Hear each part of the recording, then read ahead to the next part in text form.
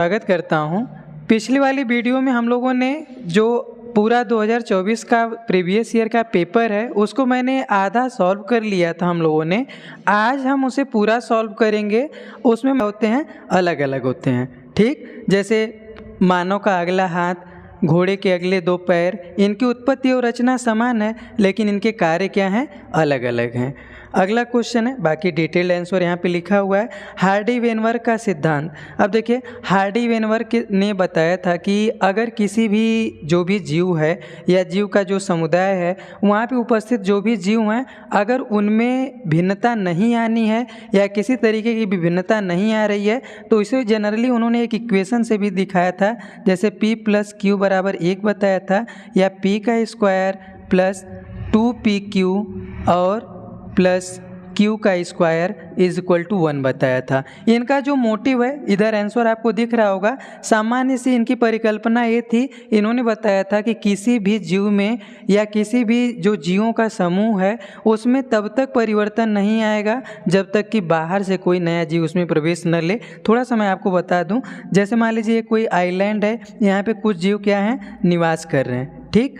अब अगर इसमें बाहर से किसी जीव की एंट्री ना हो, ना ही ये अंदर से कोई जीव बाहर जाए, तो इसमें इसी तरीके से लगातार बिना विभिन्नता के ये आगे बढ़ते रहेंगे। हाँ, इसमें इन्होंने कुछ 5 स्टेप बताए जिसमें इन्होंने उत्परिवर्तन के बारे में बताया और 3-4 पॉइंट्स बताए। अगर उनमें से कोई डिस्टर्ब नहीं होती है तो ये जो भी जीव हैं ये जीव उसी तरीके से बने रहेंगे जैसा कि ये यहाँ पे निवास कर रहे हैं। हाँ, ये याद रहे कि बाहर से किसी दूसरे जीव की एंट्री नहीं होनी चाहिए, तब इसका मान हमेशा कितना आएगा, 1 ही आएगा। ये मैथमेटिकली इन्होंने बताया है। अगला क्वेश्चन है, लघु बीजाणु, पराकोष तथा गुरु बीजाणु में कोई 2 अंतर बताइए। अब आप जानते हैं कि जो लघु बीजाणुधानी होता है उसे हम क्या कहते हैं, नर युग्मक से जिसका निर्माण होता है, और गुरु बीजाणु में जिससे मादा युग्मक का जो विकास होता है। तो इसमें तीनों के जो अलग अलग डिफरेंसेस है यहाँ पे आपको दिख रहा होगा। अगला है आपका, और ये भी सामान्य अंतर आप जानते हैं कि जो लघु बीजाणु होता है उसमें 1 से 4 सेल्स बनती हैं, जबकि जो गुरु बीजाणु होता है उससे भी 4 ही सेल्स बनती हैं लेकिन फंक्शनल कोई एक ही होती हैं। इसके बाद आपका अगला क्वेश्चन है, समष्टि के किन्हीं 3 महत्वपूर्ण विशेषताओं की व्याख्या कीजिए। समष्टि में मैंने बताया था कि जो जीवों का समूह होता है उसमें जन्म दर, मृत्यु दर, लिंग ये सब सारी चीज़ों के बारे में हम बताते हैं। अगला है आपका, निम्नलिखित से आप क्या समझते हैं जीवन की उत्पत्ति यानी ओरिजिन ऑफ लाइफ के बारे में मैंने आपको बताया था कि किस तरीके से पहले कई अरब वर्ष पहले किस तरीके से धरती बनी और किस तरीके से धरती पे अलग अलग जीवों का विकास हुआ। जैसे सबसे पहले मोनेरा, फिर प्रोटिस्टा, फिर फंगी, प्लांटी और एनिमिलिया।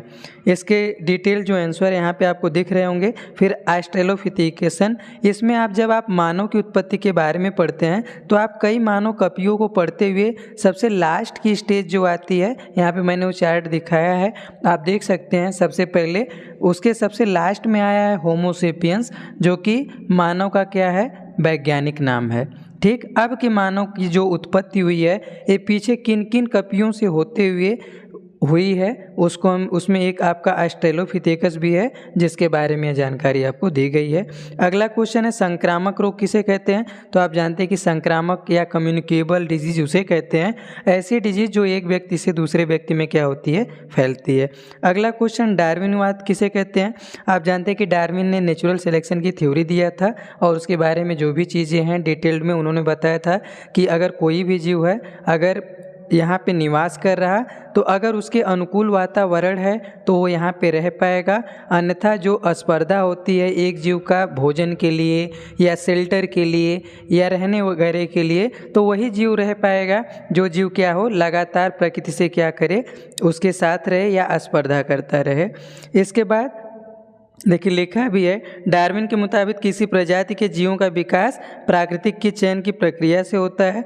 डार्विन के मुताबिक सभी जीवों में जनन की क्षमता ज़्यादा होती है लेकिन जीवों की संख्या सीमित रहती है। इसका कारण जीवन संघर्ष है, क्योंकि हर जीव यहाँ रहने के लिए, जैसे एक घर में अगर 5 लोग खाने वाले हैं और कहीं से अगर 10 लोग आ जाते हैं तो खाने को लेकर संघर्ष होता रहता है, तो वही जीव सर्वाइव कर पाएगा जिसको भोजन पूर्ण रूप से मिलेगा, और इसके अलावा वातावरण का भी प्रभाव जीवों पे पड़ता है। इसके बाद अगला क्वेश्चन है विस्तृत उत्तरी क्वेश्चन, जिसमें लिखा है कि मनुष्य के नर जनन तंत्र का वर्णन कीजिए और शुक्राणु के निर्माण की प्रक्रिया बताइए। फिगर में देखिए मनुष्य का पूरा नर जनन तंत्र आपको दिख रहा होगा और इसके बाद शुक्राणु का किस तरीके से निर्माण होता है वो भी आपको दिख रहा है, आप क्लियरली देख पाएंगे। आपके शुक्राणु के निर्माण की प्रक्रिया में मैंने स्पर्मेटोजेनेसिस और ooजेनेसिस दोनों का डिटेल्ड वीडियो अपने चैनल पे अपलोड किया है, आप देख लीजिएगा।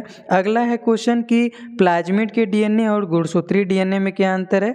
तो जो एक प्लाज्मिड डीएनए हम किसे कहते हैं, जो आपके बैक्टीरियल डीएनए होता है उसे उसमें कुछ एक्स्ट्रा क्रोमोजोमल मटेरियल होता है जिसे हम प्लाज्मिड कहते हैं। और गुणसूत्रीय डीएनए में आप जानते हैं कि जो इनके आकार वगैरह में कुछ भिन्नता है यहाँ पे आपका लिखा हुआ है, आप देख पाएंगे। फिर अगला एक्सोन्यूक्लियेज और एंडोन्यूक्लियेज। एक्सोन्यूक्लियेज और एंडोन्यूक्लियेज दोनों अलग अलग तरीके के रिस्ट्रिक्शन एंजाइम है जो डीएनए को एक पार्टिकुलर सेगमेंट से काटने का काम करते हैं, एक एंड से काटने का काम करते हैं। जैसे आप जानते हैं कि डीएनए के 2 एंड होती हैं, एक 3 से 5 और दूसरा 5 से 3। तो जो एंड से काटने का काम है वो एक्सोन्यूक्लियस का है और जो बीच में से नाइट्रोजनी क्षारों का काटने का काम है वो एंडोन्यूक्लियस का है। इसके अलावा डिटेल्ड में लिखा हुआ है। इसके बाद मनुष्य में 2 लिंग संलग्न लक्षणों की वंशागति का वर्णन कीजिए। लिंग संलग्न में आप वर्णांधता और हीमोफीलिया के बारे में जो वंशागति है वो देख सकते हैं। फिर समिष्ट से आप क्या समझते हैं, जीवों का ऐसा समूह, जीवों के समूह को जिसमें एक ही प्रजाति की होते हैं उन्हें समष्टि कहा जाता है। यहाँ पे आप डिटेल्ड आंसर है देख लीजिएगा। मेंडल के प्रभाविता के नियम को मैंने बता चुका है पहले ही। इसके बाद आप्रदीपीजी पौधों में निषेचन कैसे होता है और किस तरीके से इसमें क्या बदलता है, जैसे युग्मक भ्रूण में बदलता है, प्राथमिक भ्रूणपोष में बदल जाता है, बीजांड बीज में बदल जाते हैं और अंडाशय फल में बदल जाता है। और इसकी जो पूरी लाइफ साइकिल है आप यहाँ पे देख पाएंगे कि किस तरीके से आवृतबीजी पौधा लगातार ग्रो करते हुए किस तरीके से सीड और प्लांट का फार्मेशन करता है। इसका भी मैंने डिटेल्ड वीडियो जो है कि अपने चैनल पे अपलोड किया है, आप उसे देख लीजिएगा। लगभग जितना भी 2024 के जो मोस्ट इम्पॉर्टेंट क्वेश्चन थे जो मुझे लगा कि हाँ इसका डिटेल मुझे बता देना चाहिए था या जिसकी वीडियो पहले से चैनल पे है उसको मैंने शॉर्ट किया। और बाकी के कुछ जो टर्म थे जो हमेशा आपको याद रहने चाहिए, जैसे कैंसर के बारे में और लिम्फोसाइट के बारे में, इसके अलावा वेरिएशन के बारे में, समिष्टि के बारे में, उन सब सारी चीज़ों को मैंने शॉर्ट में बताया। अब मैं आपसे मिलूँगा अगले वीडियो में अगले मॉडल पेपर के साथ। अगर कहीं पे कुछ डिफ़िकल्टी होती है तो आप कमेंट करके मुझसे पूछ सकते हैं या मैसेज कर सकते हैं, मैं आपको पूरा सोल्यूशन दे पाऊँगा। ठीक है, मिलते हैं अगली वीडियो में, तब तक के लिए धन्यवाद।